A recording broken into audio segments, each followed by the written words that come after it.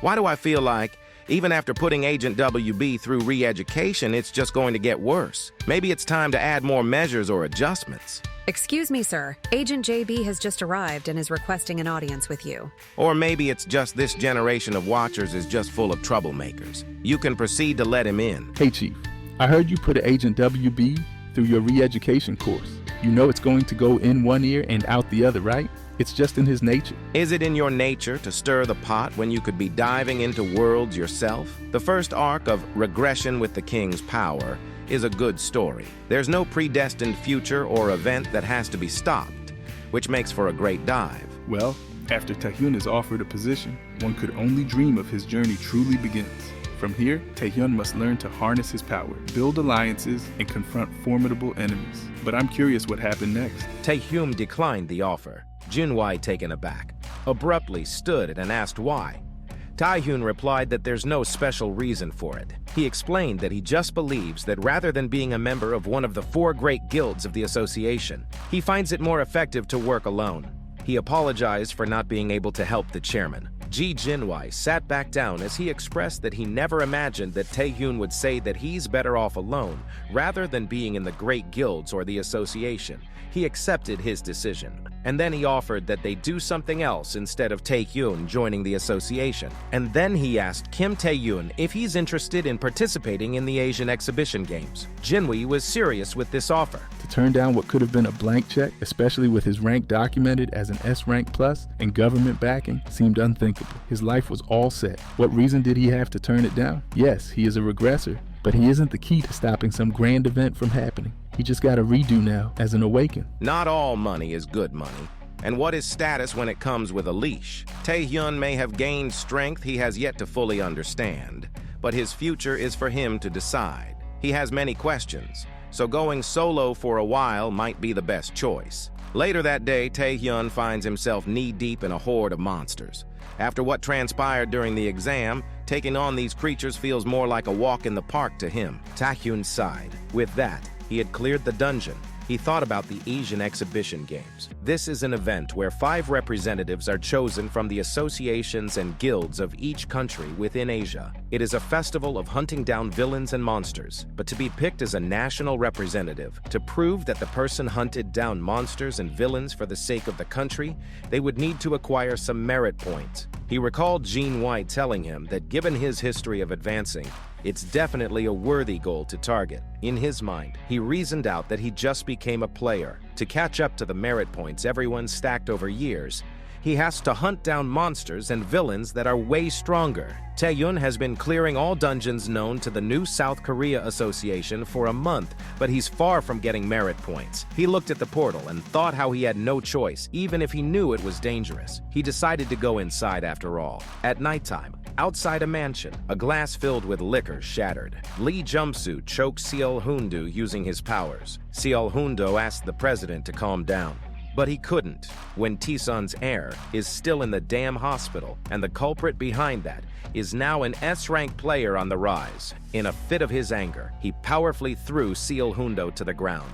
Hoon-do yelled loudly from the pain of the collision, and then his eyes turned white, and he lost consciousness. The president's secretary came in to inform the president that he has a guest form the Malignant Guild. When he heard the word malignant, he recalled that those were the rascals who couldn't get rid of one brat after stuffing money down their damn throats. He was angry, and he expressed how dare they show their faces here. He yelled that he's going to do something to them. However, out of the blue, he sensed something. The door in front of him became distorted as it emits an ominous aura, and a person appeared from the door. He expressed that the matter with Lee Jumsu's son is truly a shame. Then he encouraged Jumsu to calm down first, and then this person confirmed that the lowly brat isn't the final target of Taehyun's group. This person introduced himself as the vice president of the Malignant Guild. He is known as Shadow, but his rank is yet to be known. Meanwhile, Taehyun's portal appeared, and he emerged from it, and he was being welcomed by someone. In front of a tall building stood a man who held a sign. He introduced himself as Kim Taehyun's guide for the auction. He is an A-ranker from the Alchemists. With enthusiasm, he spoke his name, which is part Jeon-wung. Jeon-wung is an A-rank player, hired as a bodyguard by the Alchemist Guild for the auction. He is also a member of Taehyun's fan club, and his skill is gate manipulation. After he had seen Taehyun overpowering everyone on the third round of the player tryouts, he became a fan. He asked for an autograph. Taehyun was dumbfounded. They are in the Asians option region called East Point, and it has option items of the greatest quality, the largest scale within Asia. East Point has a great deal of positive points, but even among them, the one point that's considered would be security. Taehyun asked Park Jeon-won if he's sure about having the autograph on his face. Park Jeon-won explained that bodyguards like him play a role, but the constant changing of warp points actually made it impossible to reach the destination without approval. Warp point is the coordinate value needed to connect to the warp gate, and that's the main reason why there were no security issues in the past decades. Taehyun thought that Park Jeon-won was right. East Point deserves to be called the best in security. However, our MC knew something that none of them could have predicted. An S-rank villain terror attack will take place in that very place on that day. After a while, the host of the auction was excited. The best item on sale for the auction is out. It's called the Phoenix Potion. Just drinking it will boost stamina and magic points by 20 each. Taehyun planned to wait for the terror attack, eliminate the S-rank villain, and get the merit points. But the problem is that he had no information about this. Before his regression, the news only reported the serious damage that East Point suffered, and the main culprit of the terror attack was Norandra Nairu, but he wondered who stopped it. Taehyun then called Park Jeon-won, who brought him ice cream. He asked who is the chief security. Park Jeon-won was surprised. Park Jeon-won was alarmed and curious why Taehyun wanted to know. Taehyun explained that he just had a question. He verified if he's not allowed to know.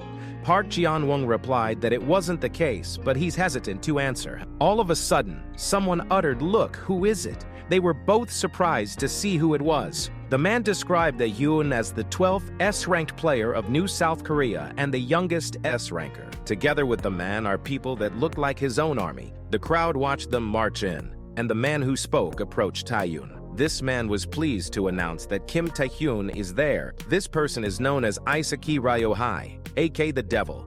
He is a Japanese S-rank player and the East Point chief security officer. Taehyun asked Jeon-won who it was, which made him explain. Jeon-won whispered to Taehyun to be mindful. Jeon-won shared that Isaki Ryohei even stabbed his comrades for his own benefit, so the players call him the Devil. Isaki Ryohei said that he heard that New South Korea had sent an extraordinary genius, but he didn't expect to meet Taehyun in person. He reached out his hand. Taehyun carefully observed the hand extended to him. He wondered why it was a left hand. He shook his hand, but Isaki Ryohei released his power, and Taehyun got electrocuted. It became stronger, which made Taehyun groan in pain. Isaki Ryohei kept laughing. He was amused, since he never expected Taehyun could endure that. It also shows that Taehyun is an S-rank after all.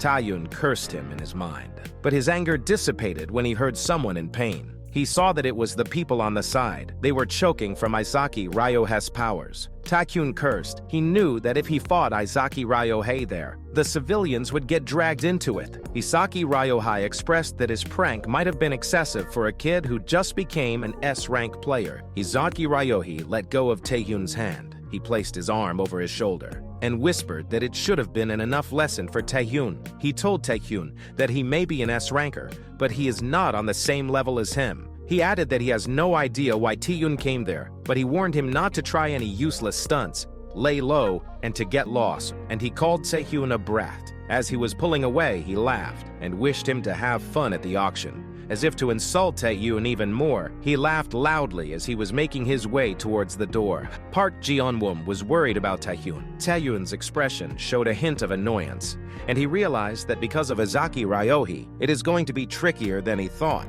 A few moments later, inside the building, security guards encountered other unknown armed men.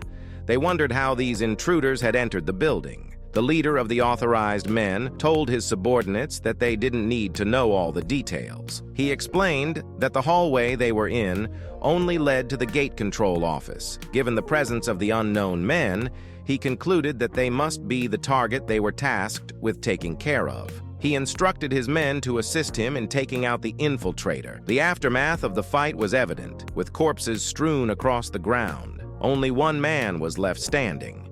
An old, half-naked man with a turban. He had a large monster with him that had just crushed the head of one of the guards. The man groaned in pain as the monster's arm swallowed his head, yet he was delighted. This man was Narendra Nu, an S-rank villain of unknown affiliation. Now, this is something. Using his knowledge of the event, he's going to place himself right in the middle of it, hoping to change the outcome and gain street cred with the committee. You sure picked a crazy world to visit, Chief.